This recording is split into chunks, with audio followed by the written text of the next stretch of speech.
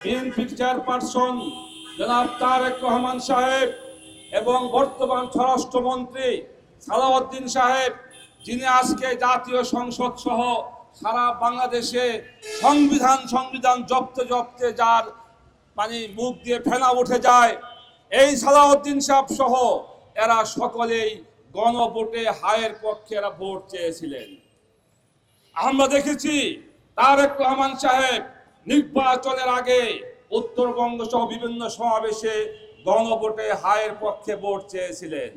আজকে বাংলাদেশের 70% জনগণ গণভোটে হায়ের পক্ষে ভোট দিয়ে হা জয়যুক্ত করেছে। আমরা দেখলাম বিএনপি সরকার গঠন করলো।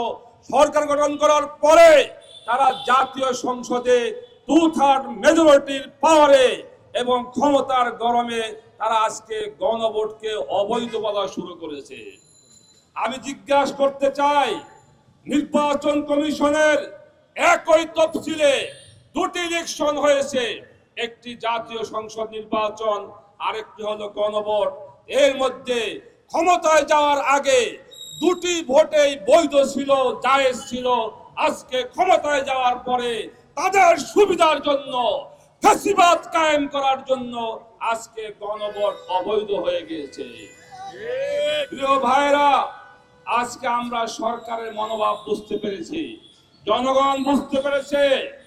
আমরা লক্ষ্য করেছি যে কয়টি পয়েন্টে বিএনপি নোট অফ ডিসেন্ট দিয়ে রেখেছিল, অর্থাৎ বিচার বিভাগকে স্বাধীন করা, স্বাধীন দুর্নীতি দমন কমিশন করা এবং গুম খুন বিরোধী কমিশন সহ যেইগুলো একটি সরকারকে স্বৈরাচার বানায়, আজকে সেই পয়েন্টগুলোই বিএনপি আজকে মানতে পারতেছে না। এর দ্বারা আমরা বুঝতেছি বিএনপি সেই পতিত স্বৈরাচারের পথে হাঁটা শুরু করেছে। আজকে আমি স্পষ্ট বলি, জুলাই অভ্যুত্থানে 1,500 মানুষ রক্ত দিয়েছে, হাজার হাজার মানুষ পঙ্গুত্ব বরণ করেছে এই দেশটিকে একটি বৈষম্যহীন ফ্যাসিবাদ মুক্ত বাংলাদেশ গড়ার জন্য।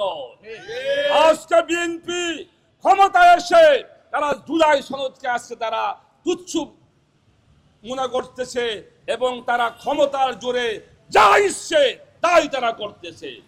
পরিষ্কার বলি, গণভোটের রায় কার্যকর করা না হলে 15 বছরে খুনি শেখ হাসিনা জনগণের সাথে প্রতারণা করে যেই পথে গিয়েছে, আপনারাও সেই পথে যেতে হতে পারে। জনগণ খেপে গেলে তাহলে আপনার এই ক্ষমতার মস্তদে টিকে থাকা সম্ভব হবে না।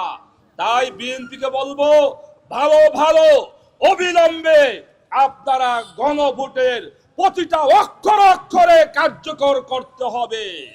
যদি কার্যকর করা না হয়, বাংলাদেশ খেলাফত মজলিস 11 দল দেশের জনগণকে নিয়ে গণভোটের রায়কে অক্ষর অক্ষরে কার্যকর করেই ছাড়বে ইনশাআল্লাহ। সংগ্রামী ভাইরা আমার, আমাদের আন্দোলন শুরু হয়েছে।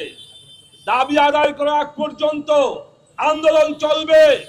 আগামী 24 এপ্রিল সোহরাওয়ার্দী উদ্যানে বাংলাদেশ খেলাফত মজলিস বিশাল গণসমাবেশের আয়োজন করেছে। আমি সবাইকে উক্ত গণসমাবেশে উপস্থিত হওয়া এবং বাংলাদেশ খেলাফত মজলিস সহ 11 দলের প্রত্যেকটি কর্মসূচিতে অংশগ্রহণ করার আহ্বান রেখে আমার বক্তব্য শেষ করছি।